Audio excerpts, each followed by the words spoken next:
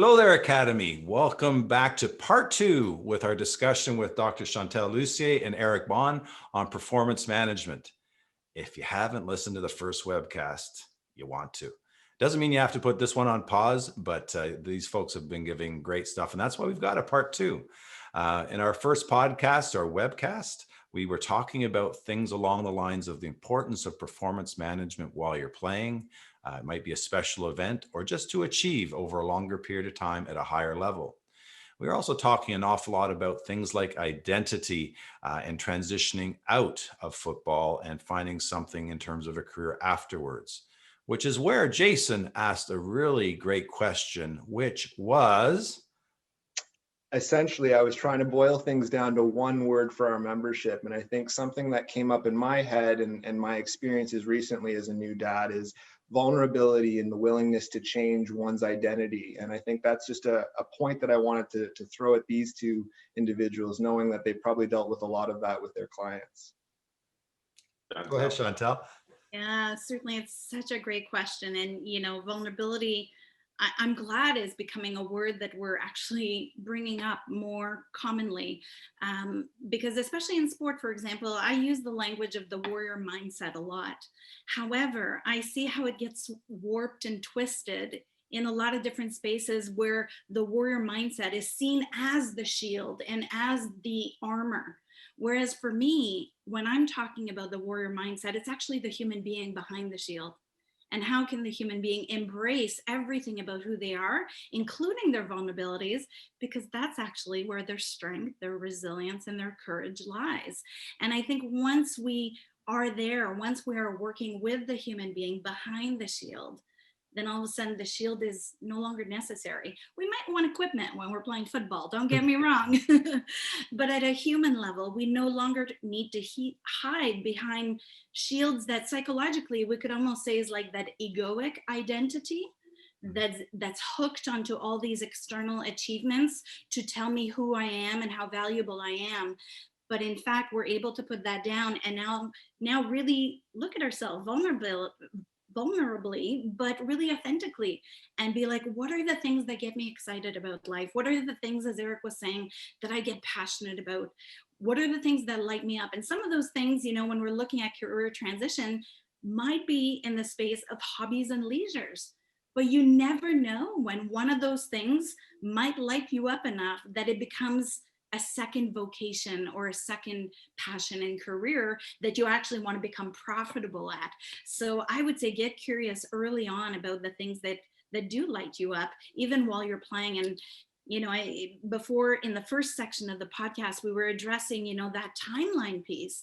And even when I think, okay, I didn't get to play football, I frankly wish I did, but my sport that I pursued at a high level was dance. And when I look at my 12-year career, the last 5 years is when I slowly but surely started to go back to school. And so I was still performing, I was still coaching in dance, but I was being a part-time university student, slowly but surely building that education. And all of a sudden I felt my identity, quote unquote, grow. Well, it didn't grow. I just started to finally embrace that I was more than an athlete. I was more than a dancer.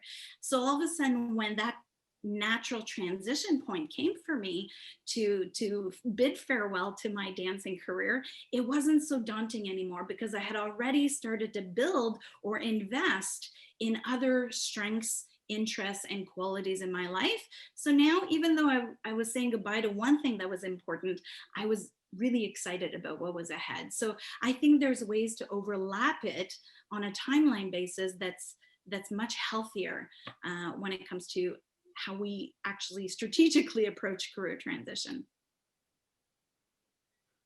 I was just waiting, Eric, just in case you had anything you wanted to drop in. I don't know if that was the end of the topic or not, but no, I mean, you get it. You look at vulnerability and, vulnerability, authenticity. It's hard. It's very hard for men, I think, to get around that, get their arms around that, because they're not. Society says don't be vulnerable, and that's just a reality.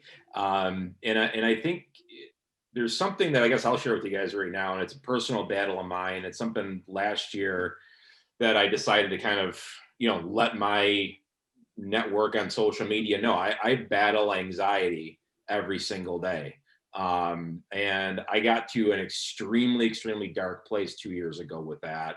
And it really melded into depression. And for the longest time, I had such a hard time coming to grips with that because, like, I go back to, tough bond guys, right? I mean, we served in the military, we've won big business deals. I mean, we were missing in action in World War II, thought dead, fought our way out of a Burmese jungle. And I look at all of the men in my direct line and how hardy and strong and tough they are. And then here's me thinking, dude, you're weak, man. Like, what's this anxiety and depression? And I finally got to the point where I said, you know what, screw it. This is me. This is what I have. This is what's on my shoulders and what's on my mind right now. I'm going to get really real, really authentic, and really vulnerable with people and tell people what's up. And now you know. And it was the weight that was lifted off of my shoulders when I did that was phenomenal. I'm able to manage that stuff way better today than I ever was. And I have an incredibly supportive spouse, incredibly supportive parents. And it was like, everybody's like, dude, why did you keep this to yourself? Just let us know, we can help you. Mm-hmm. And you have to live, and that taught me such a very valuable lesson, that you have to live life so authentic and be you, and be damned with who cares what people think. It's just, you got to be you, and you got to do you every single day, and be grateful, lead with gratitude, and really come and show up as you ultimately. And people will accept more than you realize. Eric, those words were just so powerful that, through the Academy, Jason, and we have a program where if players, anybody who's listening to this is feeling some of the things that Eric so, gratefully, thank you, graciously provided, there's people that you can contact and to help out with, because it doesn't give you a calling card all the time, does it? It just sort of shows up. No, and you're right. And here's another deal, and I hate to turn this a little bit dark and morbid, but I've lost 4 friends of suicide in the last 30 months. And I want you to think about that for a second. 4 in 30 months, less than 3 years. Every single one of them had legions of friends. Every single one of them was successful. 3 of the 4 were entrepreneurs, had kids, families that loved them. And for whatever reason, they didn't feel comfortable enough to talk. And for anybody that's out there that's listening to this, just be vulnerable. And if you're not going to do it for yourself, do it for your loved ones. And that's because people love and care and support you. And it's a way bigger problem than people in either side of the border really want to realize. And it's frankly something that really upsets me, to be honest with you. And everybody as a society has to do better with this. And please, if you're struggling, reach out to the services with the league and get help, because I nobody wants to read about that stuff. And it's just, and I think a lot of things with this pandemic have really driven that issue up to the surface. More people are struggling today than ever before, than even just going back 15 months ago. Get help, man, please. Jason, do you want to just remind players, if you can, of if that struck a chord? Thank you, Eric. How do players do that if they wanted to do that at this moment? Absolutely. So through the CFLPA and certainly through the Academy, we've got an employee assistance program that offers digital access to immediate counseling through various forms, if it's on your phone, if it's online. But if you want to take it a step further, it also has the initiation for you to actually meet and vet a list of counselors that might be able to help you with a more specific pressing problem. And absolutely, thank you for that vulnerability. And I totally agree. I think that this is something that we need to be able to be willing to talk about, because if we're unwilling to talk about, we don't know what others are going through. And that to me is myopia at its worst. We need to be able to be, passionate, compassionate with individuals. And I think that's the only way that you're going to have true connection. And you're not going to get better as a person if you're not willing to see everyone's perspective and plights, right? In the last webcast, Eric, you were telling us, I think it was the last one, I can't remember. We've had a good long conversation, but of a friend who, became a, financial advisor and was just kicking it out of the park. And, that is the one end of the spectrum that we're addressing. The other one that you just so, openly and honestly shared was the other end of the spectrum. What I'm sensing is continuity in all those situations, is the ability to invite others and to help you with wherever you are at, to help yourself move forward, whether you are on the playing field or you are transitioning out, or if you have transitioned out, right? That we always need, help along the way. Chantale, yeah, sorry, please feel free to come on here. No, I'm profoundly grateful, Eric, that you brought this up. Certainly, unfortunately, I share a very similar history as well, having lost 3 loved ones to suicide, which is 3 too many. And I know that it's sadly a common story for so many of us. And I vulnerably also share that, I'm grateful to have survived my own grief, because there are many moments in our lives where we will get to a dark place. And I think it's about making it safe for people to show up. And I'm grateful that the 4 of us now in this space are able to have such an authentic conversation, because so often we feel like we're the only ones who struggle, whether it's with anxiety, or in my case, it's chronic depression.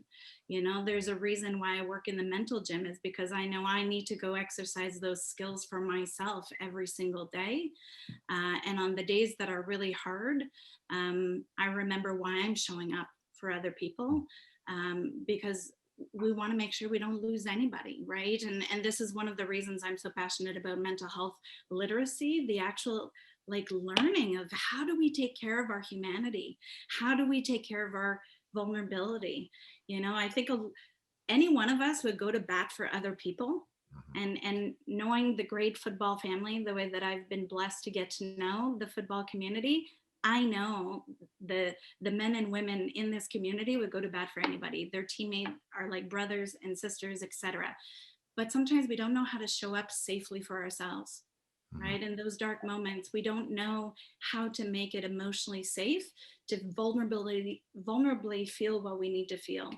And I think we need to learn that a lot more. And sometimes we need to, most of the time, we need to learn that in community. I think one of the things we've done a disservice to each other in the mental health world, in the Western world, is that we've made mental health an individual thing. When so much of mental health is actually an interpersonal community connection thing.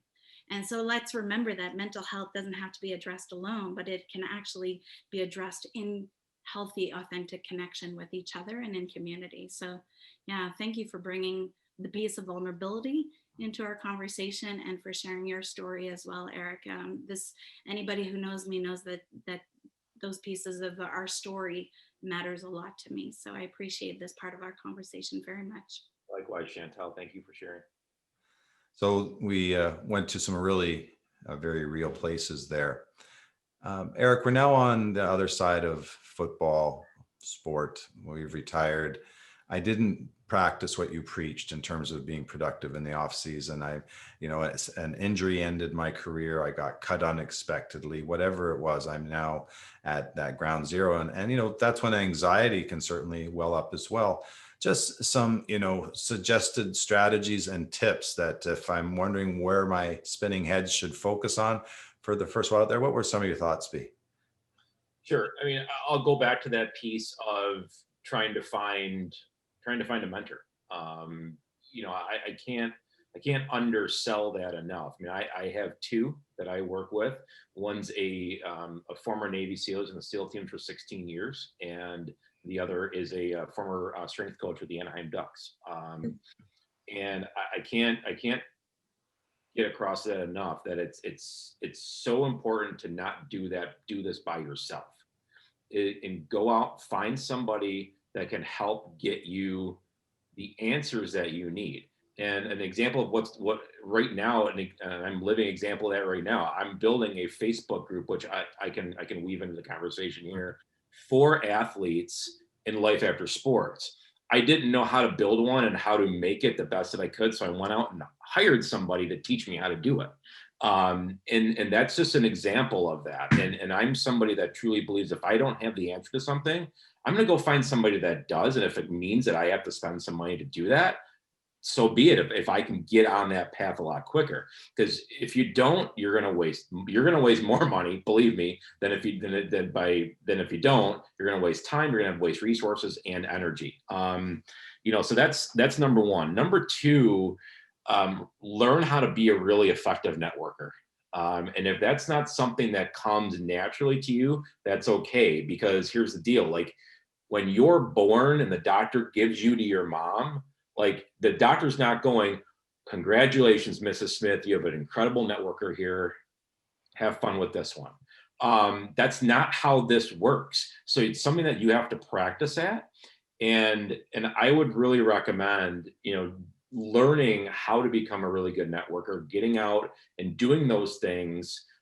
So those are two. And then the third thing I'm going to say is it's very important for you to create a scoreboard. In number one, you got to compete with yourself. That is something that you're not competing with anybody else in a situation like that. You're competing with you. Number two, post it in a visible location where you can see it every day, and whatever it is going to be on that scoreboard, whatever is important to you to be on that scoreboard, put it up. Make it something that you can keep track of, track where you're currently at, what's acceptable, what's not acceptable, and just get after it. So I would say those three things probably would come to mind right off the bat. Very Chantale, cool. it sounds like he's talking like SMART goals. Is that what I heard? Absolutely.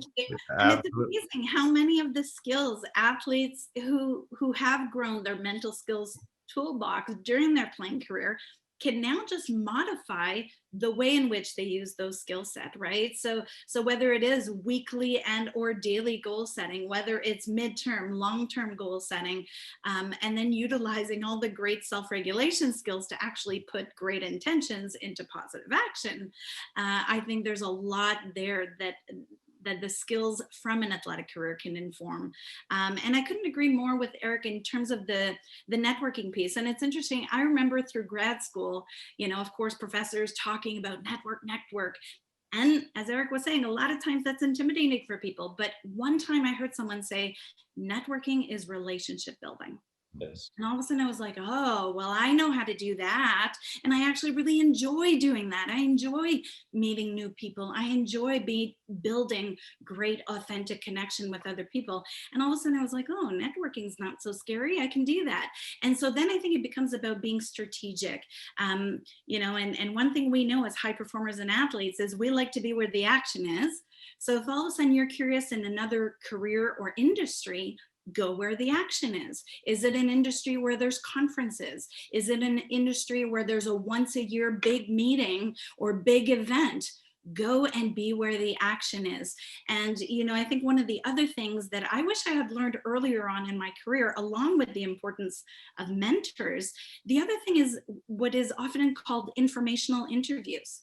As we're building experience through volunteering or internships or maybe off-season work, we can also seek out people and just have conversations with them, but meaningful, purposeful conversations where we're seeking the wisdom of their experiences, right? So reach out to people, say, hey, you're working in an industry I'm interested in working in.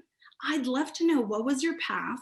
How did you get there? What have been some of the highlights? Ask them also what have been some of the challenges, and it's amazing. In my experience, most people they've had people generously share with them. So once people are at a certain place in their career, they're so happy to pay it forward. So Don't hesitate, reach out, set up some informational interviews and build meaningful relationships.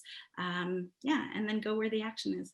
You're speaking to my life. I spend most of my time within the business world, and people are asking, how do I get a mentor? And what you just said is people are willing to pay it forward. Generally speaking, if you ask and you tell them what the parameters of the mentorship is, can we just check in once a month for a 15-minute phone call, half an hour, whatever it is that gives them comfort. Two is that their relationships or their networking possibilities are often strongest while they're playing. They're known by their team, they're known by their community. So it's a good time to reach out while you're still playing, on those kinds of things. And it's just, those are just great skills. Chantale, if players wanted to reach out and connect with you and work with you, how do they go about doing that? Yeah, the simplest thing right now would either be through LinkedIn or through social media and sending me a message. I did have a beautiful website, but it got hacked in 2020. So I'm currently rebuilding it, and the new website should be up in about 3 weeks. So in the meantime, LinkedIn or social media would be the easiest way. Or of course, I'm sure the people at the Academy would be willing to share my email. Absolutely. I'm happy to share that as well. Yeah, and you can see her name on the webcast here as well. Eric, to you too, the folks I know we're going to want to reach out to you. How's the best way for them to reach out with you, and what stage do you like to greet them, to work with them? Sure. So for me, Eric at competitorsmentality.com is my email. You can find me on LinkedIn by searching Eric Bond Competitors Mentality. I'm on Instagram at Eric Philip Bond with 2 L's. I'm on Clubhouse, not super active on there, but I'm at Eric Bond. And also I want to invite everybody to join my brand new Facebook group that I just launched last week. You can find it. Actually, I totally forgot the address. Hold on a second. Let me just bear with me 2 seconds. I can throw it on the screen, Eric. No worries. Yeah, toss it on the screen. I know. I think I sent it to you guys over beforehand, but yeah, love to have you in that. That is specific. The Facebook group is specifically for current and former college and pro athletes. So that's it. If you're not one of those, can't be in. Sorry, we love you, but you can't come in. But we'd love to have you in that group. I'm gonna be doing lives every single week. Also, I'll have a couple other posts and ways that you get in touch with me and potentially work with me. For working with me, a lot of my stuff is post-career, but that's not to say that I can't help people during their career and getting the wheels rolling too. So either way is great. I appreciate everybody's time. I'm so grateful for this, and I'm so happy to hear you guys are gonna be back playing football real soon. Yeah, great. Well, I just, thank you to everybody here, and Jason too, for coming in and helping provide context as well. I think this is a conversation that may have a part 3 in it at some point as well, particularly as the season gets underway and we start dealing with these things on a very real basis. So, I hope you're open to coming back at some point. But for now, Eric, Chantale, on behalf of Jason, thanks so much for your time here. This has been absolutely awesome. Thank you so much for having us. Thank Thanks, you. guys.